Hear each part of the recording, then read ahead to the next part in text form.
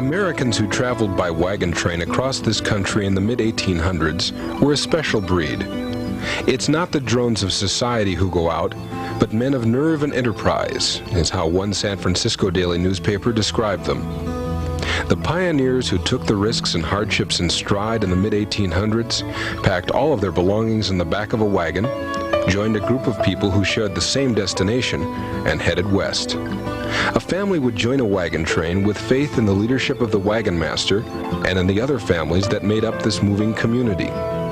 There was safety in numbers, and safety in the experience offered by those who had led the trains in the past.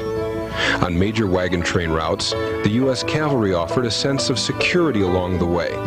They knew the trails and the latest conditions. Like the captain of a ship, the wagon master provided the leadership to keep a sometimes frightened group moving. His experience, confidence, and guidance held the community together, but each individual took responsibility for their own actions. They made it through together. Wagon trains today might seem more of a novelty than an endeavor with a solid purpose.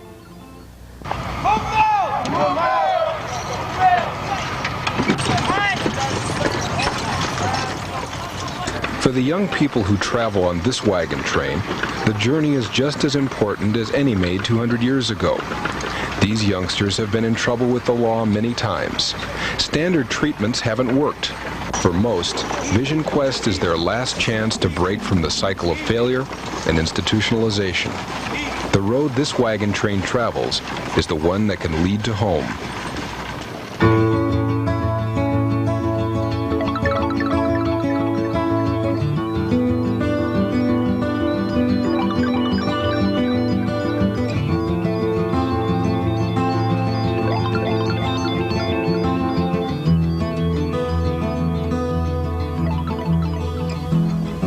VisionQuest's sequence of programs is designed to give kids the self-awareness and confidence to be productive members of society. The overall goal is kids taking control of their own lives and returning to their community with a positive outlook. The first program a young person works through at VisionQuest, the Impact Camp, physically and emotionally prepares new youngsters for what is to come. The Quest experience is an intense time of personal testing and growth, preparing youth for the long-term challenge of the wagon train. The initial Impact Camp, typically ending in a Quest, provides young people with a real sense of confidence. They're better able to participate in this new and challenging moving community that is the wagon train. The basics of completing a job and doing it right are learned in the Impact Camp and on the Quest. The wagon train is a more intense way of developing a work ethic. A young person spends about 6 months on the wagon train. During that time, everyone is counted on to do his or her share. The wagon master keeps a tight rein on everything that goes on the wagon train. You need to focus on your 20 feet in these hills. You need to focus on your brakes. Otherwise, you did real good. Good job, wagon train! All right, wagon train! In order to teach a kid how to do a job right, is to never let the kid quit. I talked about a success-oriented program, a success-oriented wagon train. If a youth doesn't know how to do something, I'll teach him. If he continues to do it wrong, I'll continue teaching him until he does it right. And he becomes consistent in doing it right. But at no time do you take the job away from him, or do you let him quit. Even if a kid gets into some kind of negative behavior out here, I won't take all his responsibilities away from him. I'll maintain his responsibilities. Because in reality, in life and on the streets, if a kid loses his job and has a son, just because he loses his job, his son or his daughter doesn't disappear then. The responsibility is still there, and I make him maintain the responsibility. The moving community of the wagon train is one of shared hardship, work, and accomplishment. These young people also share a long-term goal, breaking the patterns of the past so they have hope for the future. A sense of family develops through sharing this goal. Building a pathway to long-term goals are the short-term activities of getting the train down the road. and things just be moving fast, clicking, you know, deal with your issues, talking to people, man. You know, people really care about you. It ain't just like some other place where you could just sit in there and smoke cigarettes all day and lift weights and talk crap. You know, all the stuff you done did in the past, stole and all that stuff. Here, you know, there's a work ethic, you know, trying to see what make a wagon train, make this place better than the other wilderness camp, make this wagon train better than other wagon train, make our quest better than the other quest. So that's the most things you can really expect is, you know, challenging things. They know if someone's going to check on them, even periodically, then the whole level of performance improves. And I try to make it positive strokes for the kids. I try not to single kids out who are not doing the job. Obviously, it comes down to camp accountability at times and group accountability for even individual behaviors.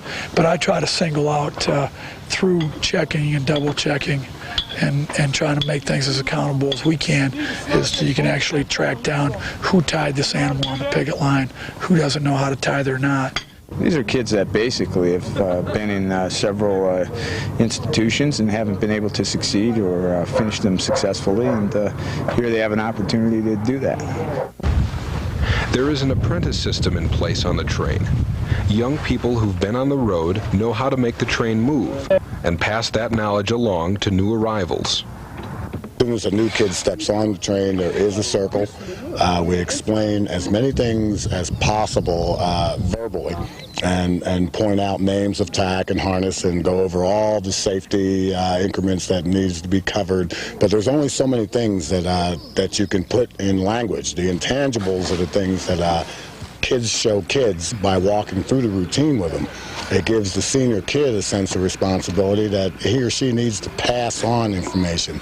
The rhetorical information of a wagon train is something they're very proud of, because no one else in the country does it quite like this. And they pass that information on in a positive way, and then they can move on to the next step, understanding that they will also be the benefit of the information for their next bracket. And passing on that information is a beautiful way of teaching. It's non-threatening when it goes youth to youth. And we still have the control, knowing that the kids are relying on us for everything initially until they learn the system. Each wagon train has a set of unique traditions that are handed down from wagon master to wagon master. Since 1976, VisionQuest Wagon Trains have visited all 48 contiguous states.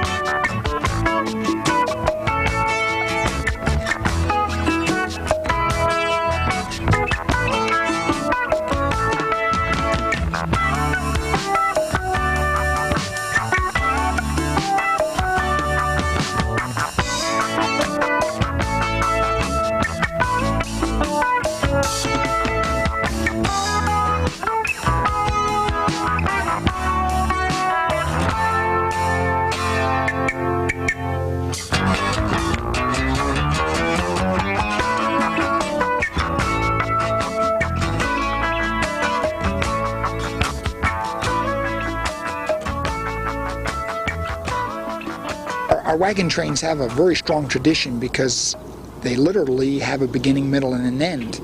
We run a cycle north and south, and the kids get on the wagon train either at the beginning, middle, or end, and they have a way of passing on some of the things that have happened from one train to another animals from different trains get traded over and kids start talking about them. And the tradition is just really important because it gives the kids a sense of family that they probably haven't had in their own families about talking about certain kinds of history of their family. Or when it comes to the wagon train, they talk about the one that went over the Golden Gate Bridge, or the one that went to Maine, or the one that, you know, that went into Michigan. And, it just makes these kids see, you know, they are missing a sense of tradition in their own families, and they're able to pick that up quickly by hearing about the other wagon trains. In the mid-1800s, the cavalry did their best to help a wagon train in need. VisionQuest Wagon Trains have a more complete support network. There's regular contact with regional offices. Calling out the VisionQuest support cavalry means keeping in contact with families and courts, or getting the trains through special places, like across the Golden Gate Bridge.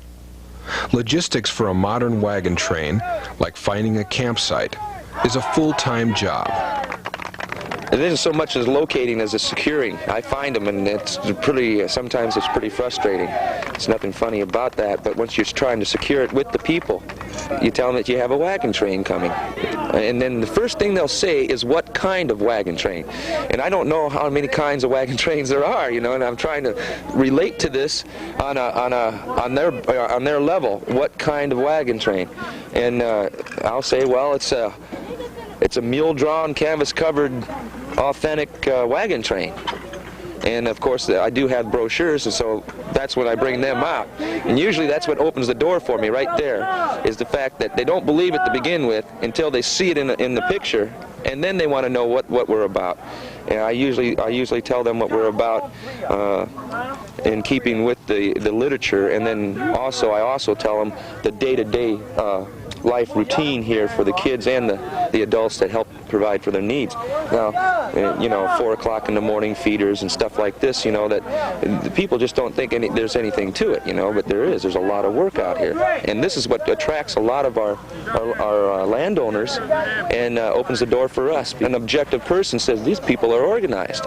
And from me, right on down to the person who stays here in back camp and cleans up after us. They're organized. This is the A+ right there for us. Within this unique environment, these young people are finding a way to correct old behaviors that have put them at odds with society. They are learning to become adults, to care about others, to give back to their community in a positive way. They're directly responsible for the care and the upkeep of the wagon. They're directly responsible for their animals. They move the train down the road every day. A kid out here has got a job. It's not like he's hanging out. He's working hard. You know, because they tear it down, they build it up, they move it down the road. The kids do it. We supervise it and teach them how to do it safely and keep controls and limits. But they're the ones that do it. We get in there right next to them. But they do it. It's them. It's a self-contained environment and offers a unique way to work on problems.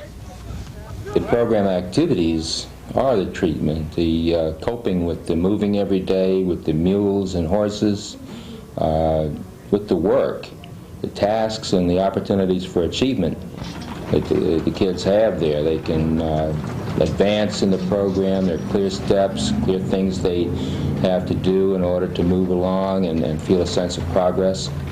That's the main thing of treatment in the core part of VisionQuest, I think. Good job, Scott! They get a sense of achievement. They get a sense of improvement, of coping, being able to do things that nobody else that they know will ever do, for the most part, other than kids that have been in VisionQuest. They get a sense of just real attainment. Kids want to learn how to succeed, how to do the job right, how to work through their own problems, their own past. They also want to learn about real caring. An important part of that is the relationship kids form with animals. I used to be scared to hoof pick them and stuff, you know. Not showing I ain't scared of him no more, you know. He don't try to kick me no more. You know, he a nice animal and stuff, you know. He treat me like I treat him. They mirror your attitude, and if you're acting like a real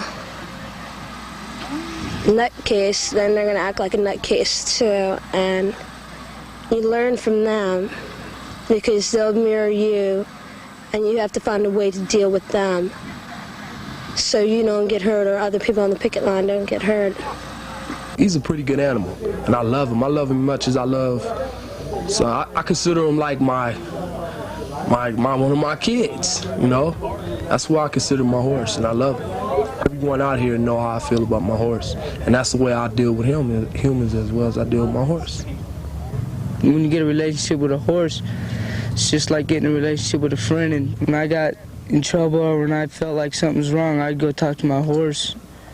You can do that too with friends if you got the right friends and meet the right people, get the right crowd, make sure they're all right, they'll make sure you're all right at all times. A lot of the youth with my wagon train have been abused in many different ways, physically, sexually, and emotionally. The animals create an environment which they are the first thing that a youth can attach himself to that he feels won't abuse him back or won't abuse him again. And once they develop that trust with animals, usually I find that the kids will begin to trust the staff who are also around here and feel that those people won't also abuse them, and then they open up about past abuses that they've had. And in dealing with that, they become more comfortable with themselves, more self-assured. One of the biggest things is just the accomplishments that these kids feel that they can't accomplish anything, can't succeed at anything. And it's very task-oriented and success-oriented out here. Everything that I ask a kid to do at some point in time, he has to succeed in. Either I have to help him or in helping himself, or I have to have others help him. But he has to succeed. When you give a kid a horse or give him a mule, you're giving him something he's afraid of initially because he has never had any experience with it. And what he finds is that instead of just being able to dominate it or to manipulate it, he finds he gets a relationship with it. And through that relationship, he's able to say things to that animal that he's never been able to say to human beings. And we think that's the intermediate step before them to get to some of the issues that they're afraid to talk about. The animal also provides a lot of work for them because the animal has to have somebody help it get things out of its hoofs, to groom it, to feed it, and to doctor it. And for a lot of these kids, you know, being able to take care of something other than themselves is probably the essential part of being able to develop as far as who they are as human beings. And when they find they're sensitive and they're caring and they worry about their animal, I mean, these kids talk about the name of their horse, and they talk about the kids who broke them. The traditions get passed on about who developed that horse, and it just makes sense to them because it's real and it has a sense about of tenderness that they can't find in their own communities at times.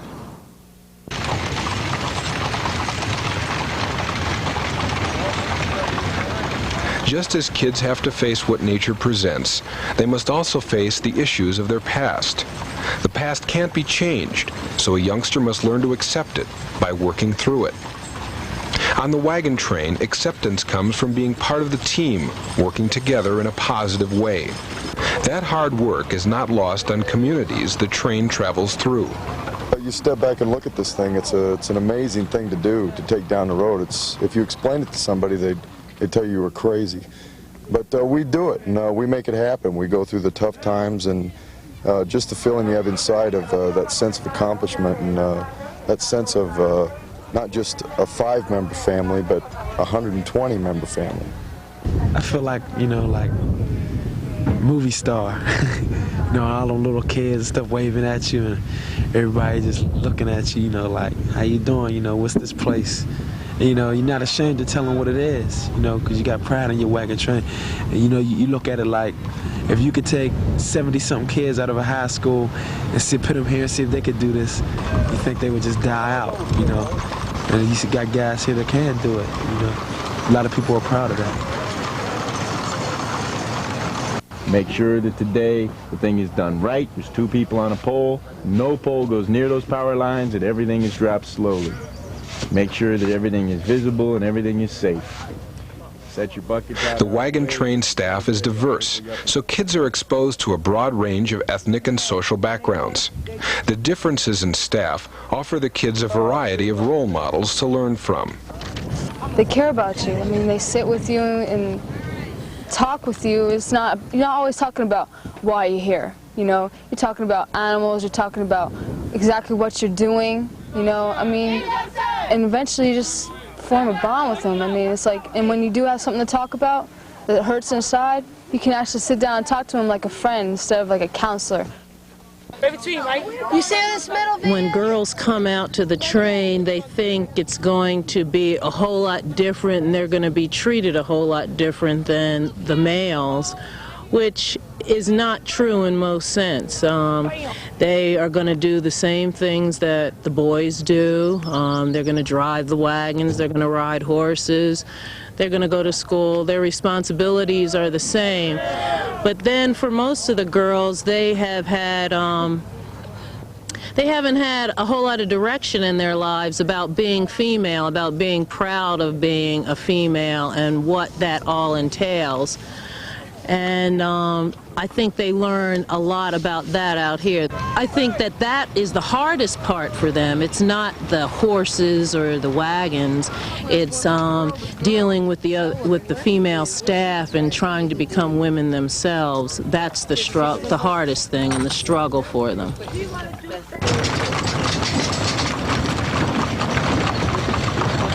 Safety is the first priority. Safety on the road, in camp, and especially the emotional safety of youngsters. I think the easiest way to make it emotionally safe for the kids is that it's emotionally safe for the adults, because they transfer feelings. And if the staff is not comfortable with their positions on the train, then we wouldn't expect the kids to be comfortable. And we're really lucky. We have a good staff here, and the kids relate to us very well. And I think if we were scared about moving the train down the road, they would have those apprehensions too. But most of them are quite comfortable in their places on the wagon train. Most VisionQuest kids want to learn more about how people treat each other as part of a family. The natural order of life is for a child to have a mother and a father. That helps make for balanced development. Now, most of our kids don't come from that kind of situation, and they don't have fathers that can set certain boundaries and limits, and they miss the maturity that you get from those kind of relationships.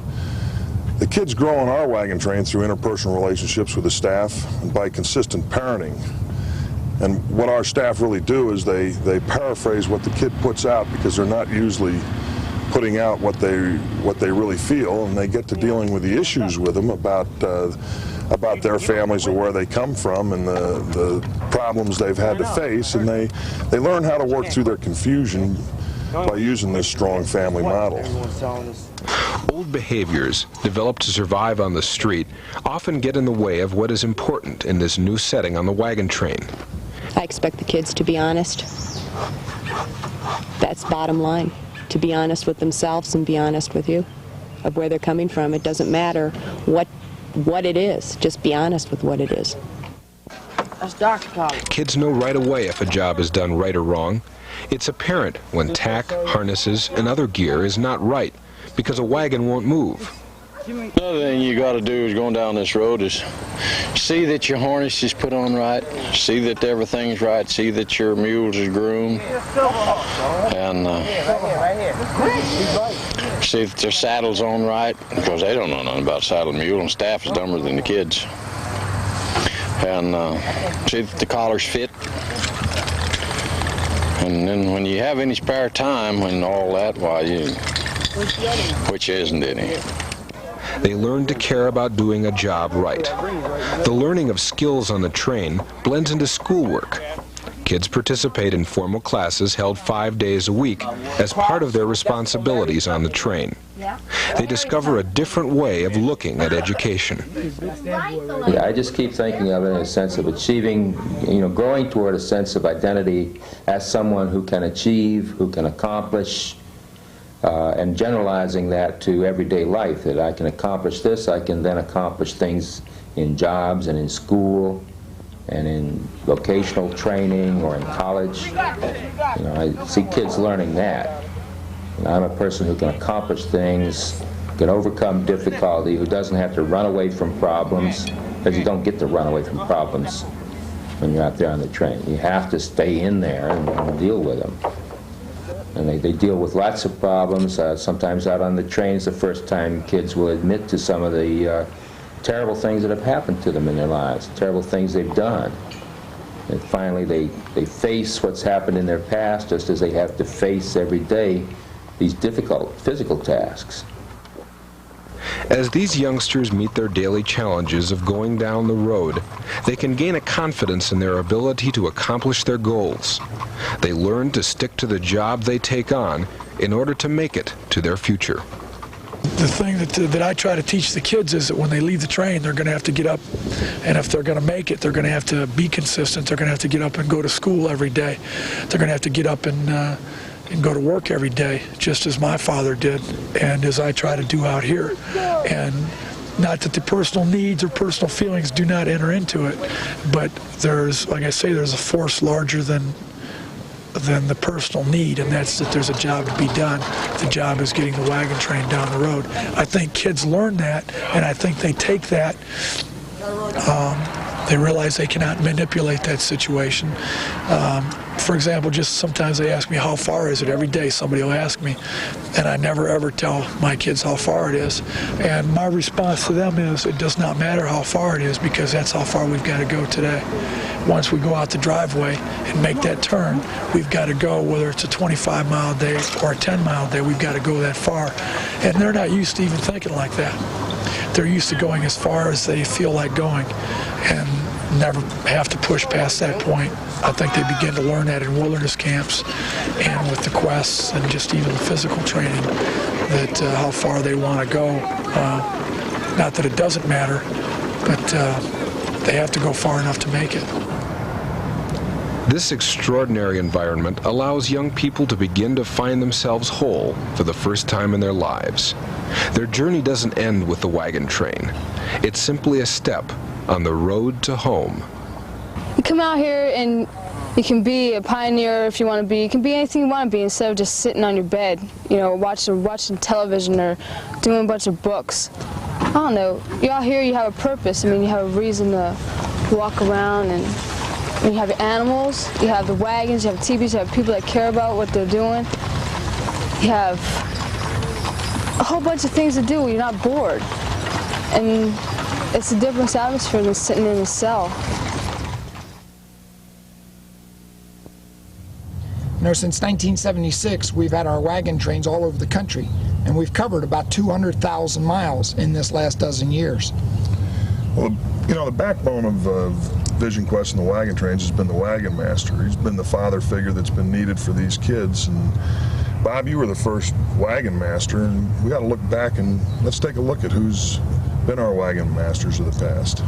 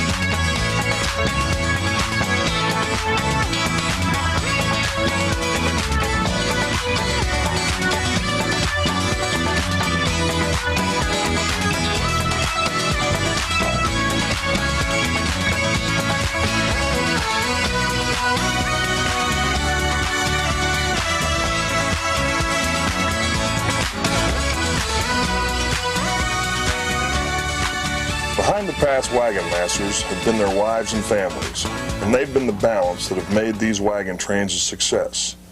And none of it would have happened if it weren't for Norman Persons, who went to Bob in 1975 with the idea that wagon trains could help troubled kids. He spent every day of the first 6 years on these trains, helping the wagon masters develop the policies that get the wagon trains down the road. We at VisionQuest would like to dedicate this program to our head wrangler, Norman Persons. Hey, right.